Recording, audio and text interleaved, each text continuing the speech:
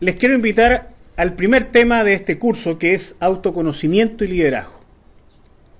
Parecerá extraño juntar la palabra liderazgo con autoconocimiento. Y quizás comprenderán ustedes que si quieren hacer un cambio en otra persona o en otras personas, como es la función que ustedes tienen, lo primero es autoconocerse y después autogestionarse. Y en eso surge la palabrita de autoliderazgo. En general, y esta es la primera propuesta que les tengo, en general creemos conocernos y creemos tener mejores argumentos que los demás para conocernos. Sin embargo, esta tesis no es tan cierta. Habitualmente nosotros tenemos un autoconcepto mejor que lo que realmente los demás ven. Es como que nosotros tuviéramos un foco ciego. Y por ello es muy importante poder contar, para autoconocernos, con un feedback, con una retroalimentación que nos den otras personas. Hay puntos ciegos y esos puntos ciegos solo se aclaran en la medida que otras personas nos puedan mostrar cómo realmente nos comportamos. Y esto claramente va a traer buenas y malas noticias.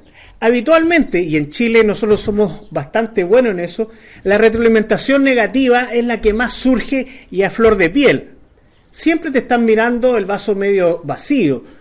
Es más difícil encontrar aquella retroalimentación positiva, aquella que estamos hablando de la fortaleza.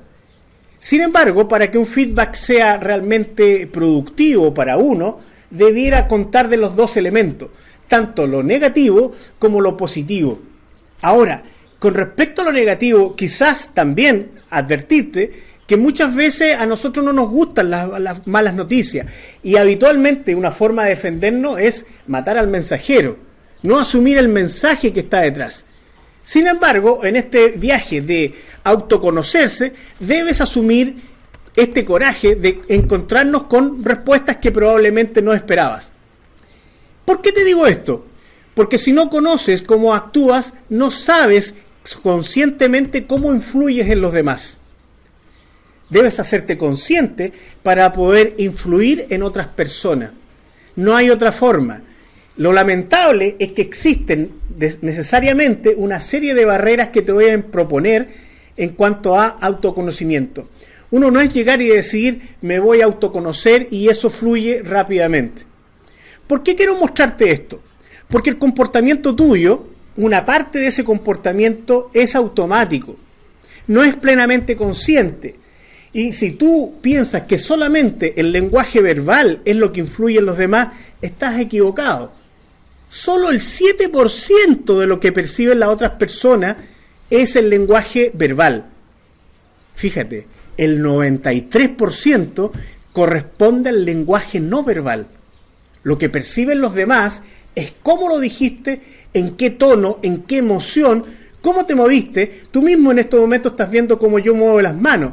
Algunos movimientos podrán ser ratificantes o que ratifican mi expresión y otros que a lo mejor no lo confirman.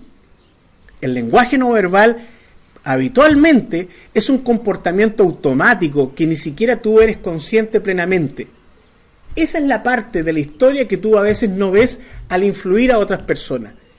Te invito, por tanto, a hacerte cargo, a hacerte consciente de que lo que estás mostrando con tu cuerpo, lo que estás mostrando con tu gesto, con tu tono de voz, es tan o más importante que tu lenguaje verbal. Quizás lo que tú has aprendido de comunicación hoy día te implica pensar de que el mensaje debe ser correcto. Sin embargo, lo que te estoy planteando es que tanto como es importante el mensaje, es más importante aún el mensajero. El mensajero, ¿cómo lo expresa ese mensaje? Y en esto yo quiero mostrarte de que han habido estudios. Si tú has visto televisión, probablemente te encontraste en alguna oportunidad con una serie de televisión que se llama Lie to Me, en Fox. Era de parece ser un psicólogo que trabajaba para la policía y descubría quién mentía. Eso estaba basado, si bien es cierto, en una serie de televisión hollywoodense, estaba basado en los trabajos de un psicólogo llamado Paul Ekman. Paul Ekman es un psicólogo de la Harvard que se especializó en el estudio de las microfacciones. Y fíjate, él ha establecido y ha estructurado las microfacciones, porque en nuestro rostro están graficadas todas las emociones. Y lo interesante es que tu voluntad no las controla.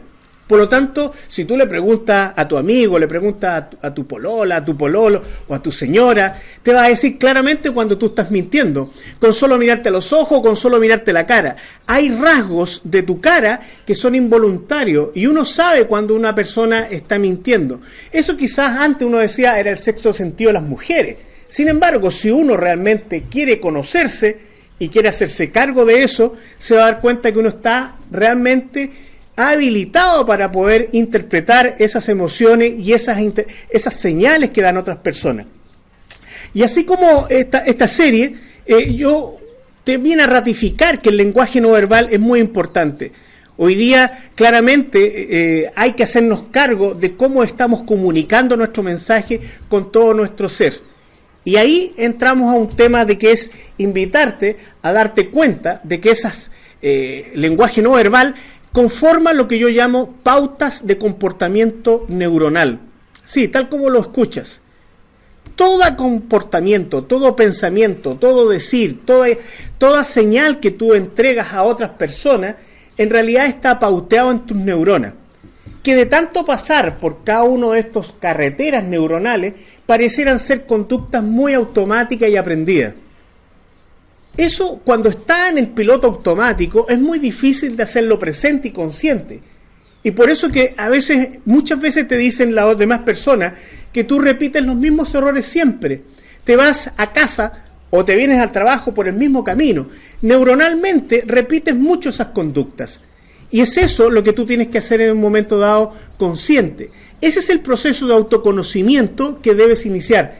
Sin embargo, quiero advertirte, de tanto pasar por estas carreteras neuronales, estas conductas pasan a ser automáticas, y como son automáticas pasan a ser parte de tu zona de confort. Esto en realidad puede ser muy bueno cuando uno no debe estar todos los días pensando cómo irse al trabajo ni qué hacer en su trabajo todos los días. Eso te puede significar estar en una zona de comodidad y no llenarte de estrés. Sin embargo, si tú quieres cambiar algo de esos comportamientos, eso es trabajo.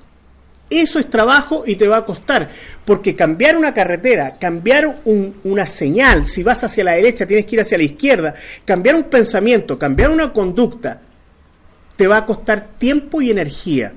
No va a ser fácil. Piensa tú cuando tú has pensado hacer dieta o cuando has pensado dejar de fumar tanto o has pensado dejar algunas conductas que los demás te dicen que son nocivas. ¿Cuánto te ha costado en realidad cambiar ese comportamiento? Al hacerlo consciente es el primer paso para poder iniciar un proceso de cambio. Y claramente aquí hay algunas dificultades. Te dejo con esta inquietud y volvemos unos minutos más.